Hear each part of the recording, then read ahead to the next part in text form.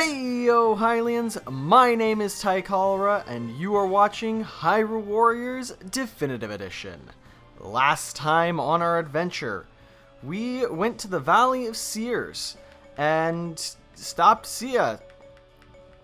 That's pretty much what we did. We also unlocked quite a few options as to places that we could go. We can either go and see Sia's Tale, which is a sort of a prequel series. There's a couple of chapters based on Sia and her adventures, or we could go to Ganondorf. Just Ganondorf. But we're not actually going to be doing either of those things. In case you haven't noticed, this episode is going to be labeled differently than the normal episodes because we're actually going to be taking a step away from the main story, and we're going to be going into adventure mode. I will still continue to do all of the normal, story episodes and stuff in like the main series. I guess this is kind of like a side series. Adventure mode, I guess we'll get into it here in a minute. Let's go ahead and just open this up because there's a bit of an intro for it. Got the very classic 8-bit introduction for the original Legend of Zelda, of course, with the waterfall and everything remade in the classic style. What do you see? We got some story here. A long time ago, Ganon, the Prince of Darkness, stole the Triforce of Power. He used that power to invade the Kingdom of Hyrule and make it his own. He then released 8 monsters into the world in order to solidify his rule. Go, Link, defeat Ganon and his minions. This is, of course, a very faithful recreation of the original Legend of Zelda's introduction. You can see a bunch of items that we'll be getting a hold of throughout, and we'll go over what all of those do, when we get a hold of them. But for now, we should see the tutorial for more details. But we don't need to. So, this is adventure mode. There are a lot of things that you can do with adventure mode. You see, we have 9 different maps here.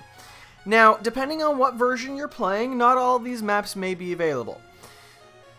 So, we'll go over these real quick. So the adventure map is the base map that starts with everybody, that everybody has. The Great Sea map was included by default in the 3DS version of the game. In Hyrule Warriors Legends, you'll unlock the Great Sea map after completing the adventure map. The Master Quest map was DLC for the original Hyrule Warriors on Wii U and was included in the full package of the Hyrule Warriors Legends. The Master Wind Waker map was DLC for Hyrule Warriors Legends and is not available in the Wii U version at all.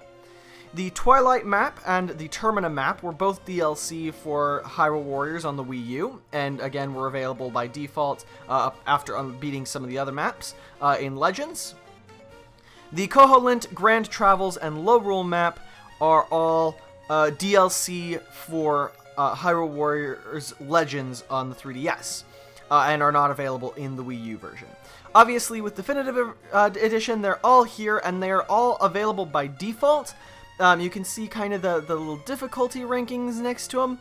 I, as always, will recommend we start with the adventure map, because that's where we want to start. So let's head on in and take a look here.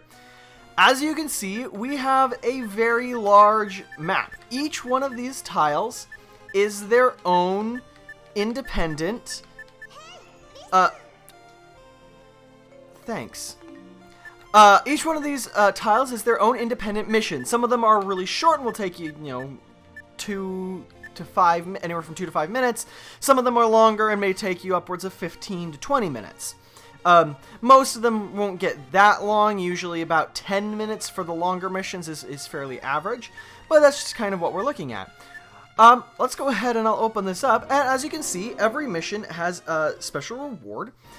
So this one, for our rank A victory, we would unlock a heart container for Impa, so long as we are playing as Impa. And let's go ahead and pick a different character that I didn't get to show very much. Let's see here. I'm just trying to think, because I don't have...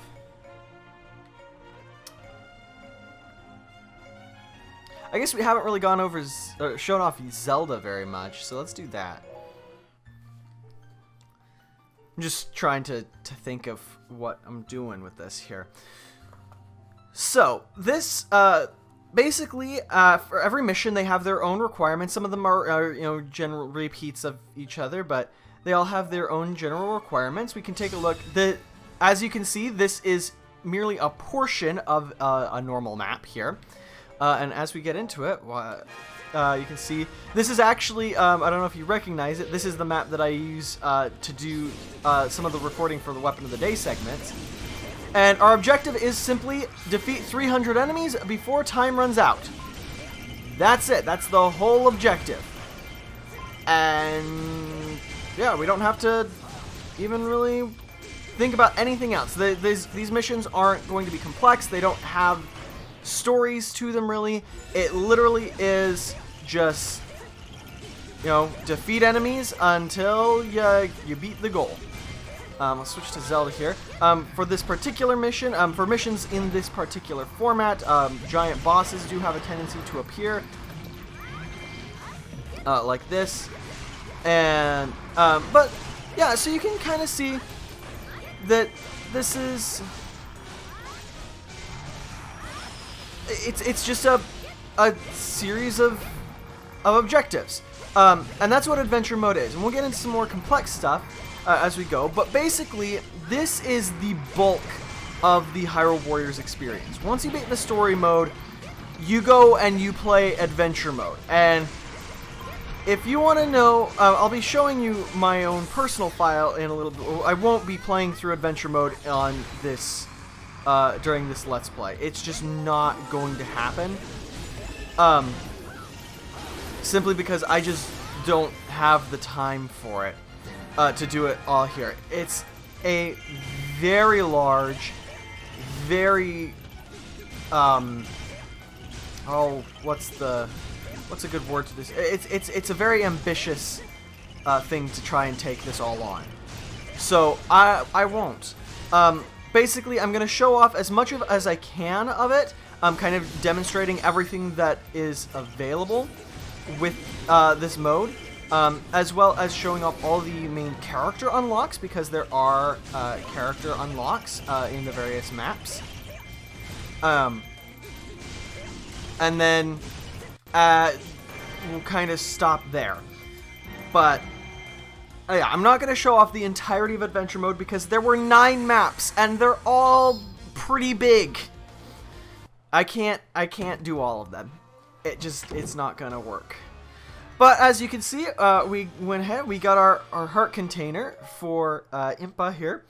And we're going to get a victory just as you do. And I believe that yeah, we've already seen this one. Yeah. So, at the end of every adventure mode mission, they give you a ranking. A being the highest, I think C is the lowest. I don't know. I almost never get C rank. A is usually pretty easy to get a hold of if you know what you're doing. Rankings are usually done in one of 3 different things, or in up to 3 different stipulations. This mission only has 2, but usually there are 3. It's based on your clear time, the damage you take, and how many enemies you defeat. So, we got an achievement. Some missions, such as this one, have rewards that are only available for an A rank victory, as you can see there. This mission is one of those. What do you know? And so if you had gotten anything below an A rank, you wouldn't have gotten that heart container. The battle victory is something that you'll get no matter what, as long as you clear the mission. And then treasure are objects that you can find within the map itself. Yes, I understand, my fairy. We will go over that in a minute, actually. As you can see, we're gonna do one more mission. Not as you can see, but we're gonna do one more mission. This treasure is a mystery character. This is a character that we have yet to unlock. They're actually up here. We've actually gone over their weapon of the day already. It's Skull Kid. So he's right here. We have yet to unlock him, so we won't be able to obtain that reward yet. But I want to do this mission first because it has a fairy in it, and we'll go over what fairies do in a minute. This is, our mission is to defeat the Dark Nut forces. This is a pretty typical of this longer missions. Let's go ahead. Let's do... Some of these characters we haven't gone over yet, so even though I want to use them, I don't want to use them. Let's use... Let's use Lana. I'm feeling Lana. I think that's what I'm thinking here. I like Lana a lot. We're gonna use Lana. You're gonna see this loading screen a lot during adventure mode because it's got to load each mission individually. But there we go. So as you can see, this map takes place on a normal map. There's a couple of things that we haven't seen before. We'll go over those when we get to them. Let's take a look at our battlefield info. You can see which keeps have treasures in them. These are going to contain heart pieces and heart containers for a character we don't have, so we're not going to get anything out of them just yet. Our real focus is going to be the fairy that we saw in the treasures category, so we're going to go ahead and start looking for them. Let's go ahead and just get right into it. These missions are, as you can see, they're kind of... How dare he? These missions are very much like what you would expect to see out of a normal, just your everyday average mission, with some slight differences. Obviously, there's no story tying everything together. It's just a series of objectives that will... tie things together. So right now we have to defeat enemy captains to lure out the commander. The general format of these missions is there's going to be some sort of miniature objective. So in this case, defeat all captains. Sometimes they'll have you defeating or capturing keeps. Sometimes they'll have you stopping bomb chews from getting to certain places. Whatever those may be. This mission is to defeat all enemies. Once that is done, then you will be able to access the enemy commander, who is who's hiding up in the enemy base, wherever that may be. It changes depending on which mission you're playing. And then once the enemy commander is defeated, then the mission will be complete. It's a fairly straightforward format that you're going to get used to pretty quick, and it just works. It's nothing crazy, and yeah, it just works. I'm gonna go. I think we're just gonna take care of all these guys. Love that move. Such a great move. Anyways, I am currently looking for something here.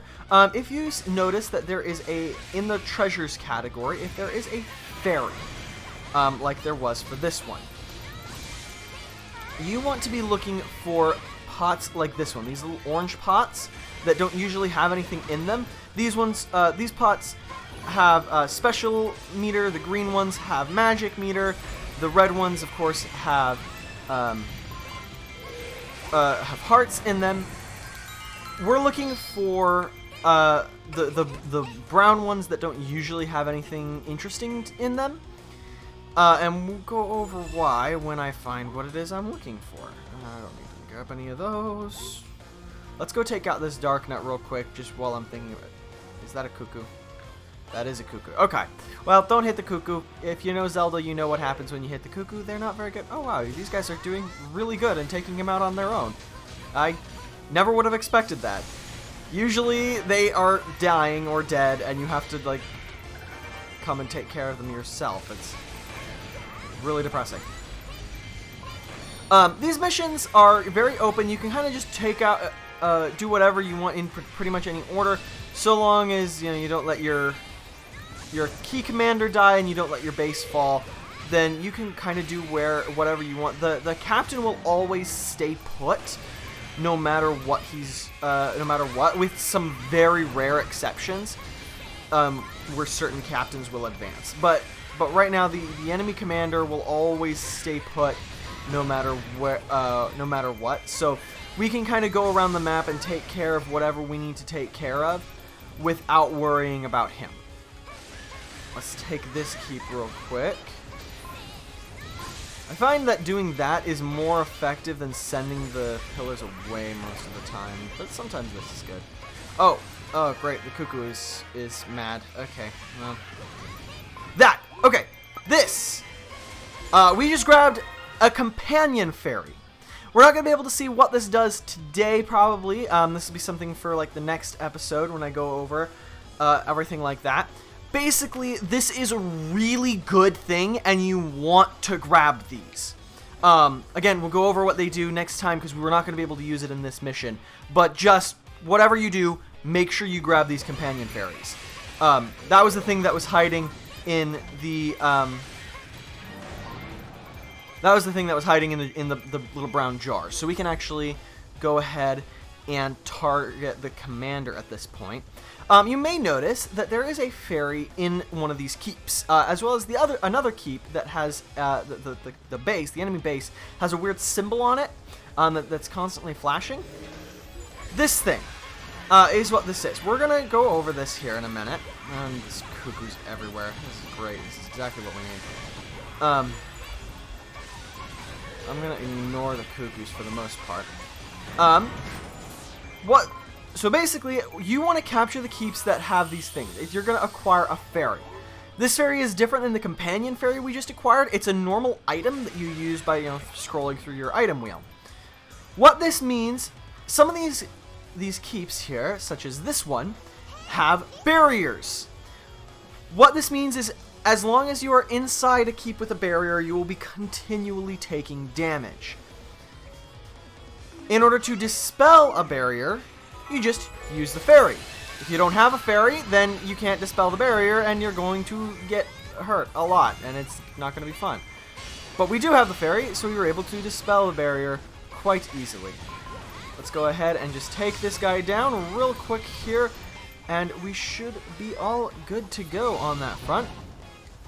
Just a good use of magic right there. I usually, for a lot of these missions, I have a tendency to hold off on my magic meter and then just save it for the commander. More often than not, it'll be an actual general and not just a captain like this. The Dark Nut is the exception, not the rule.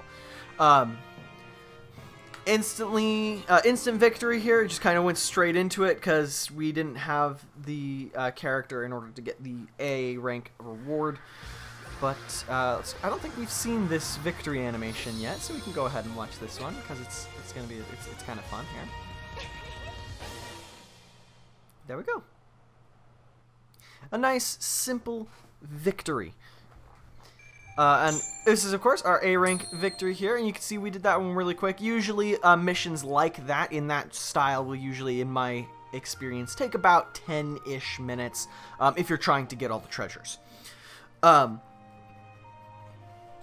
So, as you can see, this is where we get our KOs rank. Typically, for those kinds of missions, the KOs rank, for the minimum KOs for A rank is about 1,200 KOs.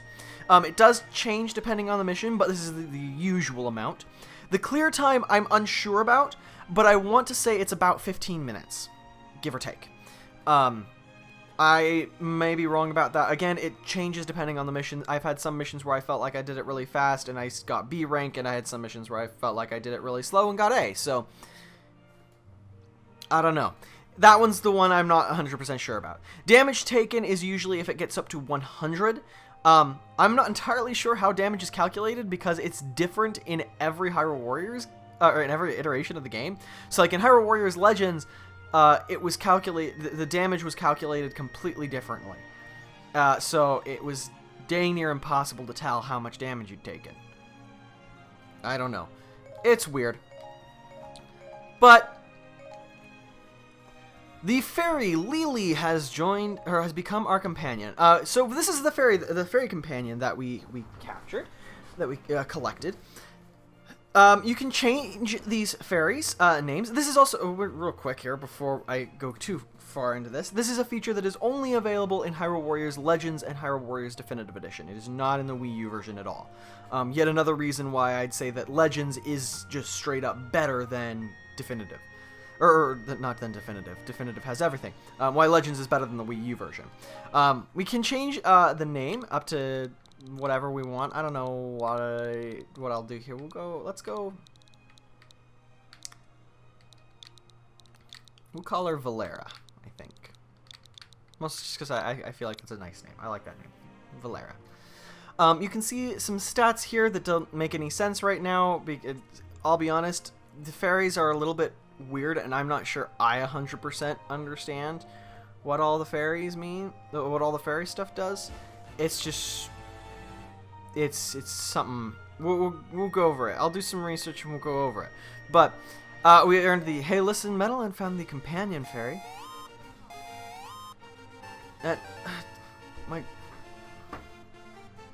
My Google apparently on my phone just went nuts. So we just got a oh gosh, okay, I get it. Shut up. We just it's gonna make me I